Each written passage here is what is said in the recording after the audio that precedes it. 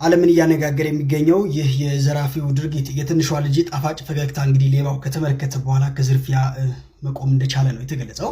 አንድ የታጠቀ ሰው ሽጉጥ ይዞ ወደ አንድ ሱቅ ሲገባና እንዲሁም ደግሞ ገንዘብና የሱቁን ባለቤት የሞባይል ስልክ ሲነጥቅና እንዲሁም የሱቁ ባለቤት በአጠገቡ እቺ የምትመለከቱት 4 ወይም 5 ዓመት የሆነች ልጅ እንግዲህ ትገኛለች።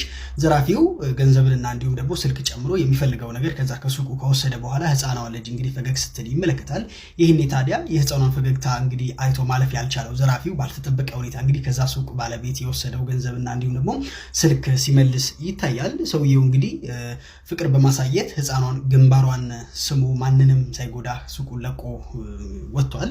እንግዲህ ቪዲዮ በሰፊው በዚህ በማህበራዊ ሚዲያው ከተሰራጨ በኋላ በርካታ የማህበራዊ ሚዲያ ተጠቃሚዎች የልጅ ንጹህ ልብ እንግዲህ አንዳንድ ጊዜ የጨለመውን አእምሮ እንኳን ሊያበራ ይችላል በማለት እንግዲህ አስተያየታቸው እየሰጡበት ይገኛሉ።